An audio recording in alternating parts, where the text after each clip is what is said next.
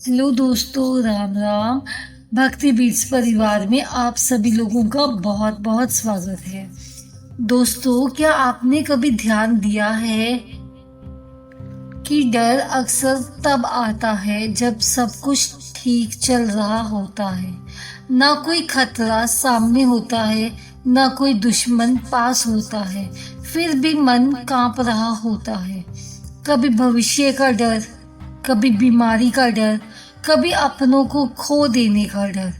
आज की यह कथा डर को दबाने के लिए नहीं है, डर को जड़ से खत्म करने के लिए है। दोस्तों, मेरा आप सभी लोगों से यह अनुरोध है कि मेरे चैनल भक्ति बीट्स को सब्सक्राइब करना ना भूलिए और कथा के अंत तक बने रहें। दोस्तों, यह कोई साधारण उपाय नहीं है, यह वो ज्ञान है जो भगवान ने स्वयं मनुष्य को दिया है। हमारी डर खत्म करने की उपाय सीरीज में जुड़े रहें, क्योंकि डर ईश्वर ने नहीं बनाया, डर मन ने बनाया है, और जो मन ने बनाया है उसे मन ही मिटा सकता है भक्ति के द्वारा। दोस्तों, एक कहानी मैं आपको सुनाती हूँ। दोस्तों, बहुत समय पहले की बात है।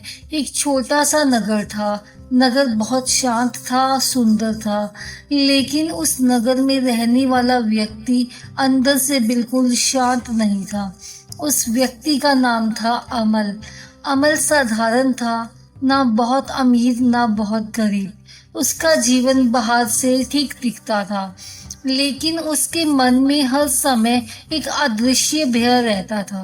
वह डर किसी एक चीज का नहीं था, वह डर सब चीजों का था। दोस्तों, अमल जब सुबह उठता तो उसका पहला विचार होता, आज कोई बुरी खबर तो नहीं आएगी। जब वह काम पर जाता तो मन में चलता, अगर आज कुछ गलत हो गया तो। रात को सोते समय उसका मन सबसे ज्यादा डरता। अंधेरा होते ही उसके विचार तेज हो जाते। छोटी छोटी आवाजें उसे बड़ी लगने लगती। सपनों में उसे गिरते हुए, डूबते हुए, हारते हुए दृश्य दिखते। धीरे धीरे उसका डर स्वभाव बन गया। डर ने अमल से हंसना छीन लिया। डर ने उससे उसका आत्मविश्वास छीन लिया। डर ने उससे ईश्वर पर भरोसा छीन लिया। वह मंदिर जाता था, लेकिन मन से नहीं जाता था। वह भगवान को याद करता, लेकिन डर के साथ। दोस्तों, एक दिन अमल बहुत परेशान था। मन इतना भारी था कि वह काम पर भी नहीं जा सका। वह यूं ही नगर के बाहर चल पड़ा। चलते चलते वह एक पुराने बरगद के पेड़ के पास पहुंचा। वहीं एक वृद्ध साधु बैठे थे। उनके चेहरे पर शांति, आंखों में करुणा और होठों पर हल्की सी मुस्कान थी। साधु ने अमल को देखा और बोले, पुत्र, तुम्हारा शरीर यहाँ है, लेकिन मन कहीं और भटक रहा है। अमल चौंक गया।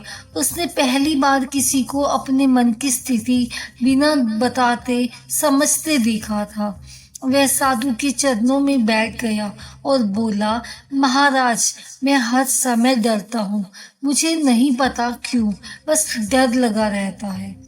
साधु ने आंखें बंद की और बोले, बहुत समय पहले एक हिरन था। वह जंगल में रहता था, हर समय डर में। हवा की सरसराहट से डर, पत्तों की आवाज से उसे डर लगता था, अपनी ही परछाई से वह डरता था। लेकिन एक दिन वह डर के मारे इतना भागा कि खुद ही चट्टान से गिर गया।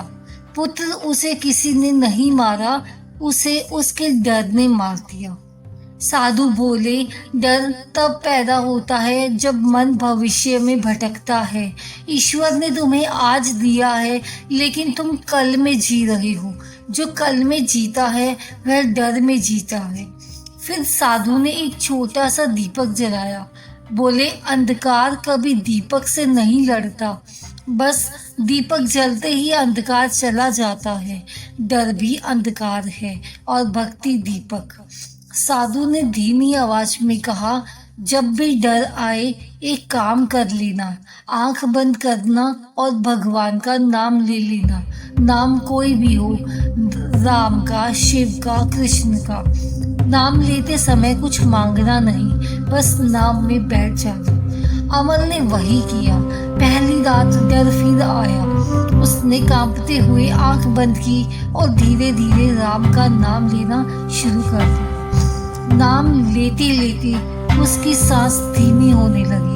पहली बार वह डर के साथ नहीं, नाम के साथ सोया।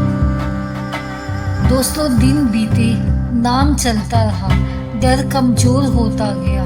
जो डर कभी उसका मालिक था, अब मेहमान बन गया और एक दिन वह भी चला गया। साधु ने अंत में कहा, पुत्र, डर से लड़ो मत, बस भक्ति में बैठ जाओ। डर खुद हार मान लेगा। दोस्तों, अमल की आंखों में आंसू थे, लेकिन अब वे डर के नहीं थे, वे शांति के आंसू थे। दोस्तों, यह अमल की कहानी थी। दोस्तों, डर सिर्फ मन में नहीं रहता, डर शरीर में भी उतर जाता है। कभी बीपी बनकर, कभी अनिद्रा बनकर, कभी घबराहट बनकर।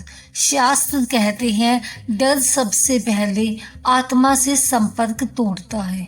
अगर डर भगवान ने बनाया होता तो राम जी भी डरते, कृष्ण भी डरते, लेकिन भगवान निर्भया है, इसलिए उन्होंने कहा, अभयम सब सत्वंश शुद्धि, अर्थात निर्भयता ही शुद्धता है। दोस्तों, अब जान लेते हैं डर और अहंकार का क्या संबंध है। डर वहां पैदा होता है जहां अंधकार होता है, जहां मैं होता है, मैं क्या करूंगा, मेरा क्या होगा, भक्ति में गल जाता है और डर अपने आप मिट जाता है। आइए दोस्तों, अब जान लेते हैं डर को शांत करने के कुछ भक्ति उपाय। दोस्तों, आज से एक छोटा सा नियम अपनाएं। सुबह उठते ही यह वाक्य बोलिए, हे प्रभु, जो होगा आपकी इच्छा से होगा। इसके बाद 11 बार यह मंत्र बोलिए, ओम नमः शिवाय। दोस्तों, जब आप डरते हैं तो भगवान आपसे दूर नहीं होते, वो बस आपके भरोसे की प्रतीक्षा करते हैं। डर इस बात का संकेत है कि भगवान आपसे बात करना चाहते हैं। दोस्तों, आज हमने जाना कि डर बाहर नहीं है, डर मन की एक परछाई है और परछाई रोशनी से भाग जाती है। दोस्तों, इस कथा को पूरी श्रद्धा से सुनिए, क्योंकि डर धीरे धीरे आपसे विदा ले रहा है। यह कथा यही समाप्त होती है। दोस्तों, हमारी इस कथा से अगर आपका थोड़ा सा भी डर कम हुआ है तो हमें कमेंट में ज़रूर बताएं और हमारे चैनल को लाइक सब्सक्राइब करना मत भूलिए और इस कथा को अपने दोस्तों में ज़रूर शेयर कीजिए ताकि उन तक यह भक्ति ज्ञान पहुंच सके। मिलते हैं नई कथा के साथ, नए उपाय के साथ। तब तक के लिए जय श्री राम। धन्यवाद।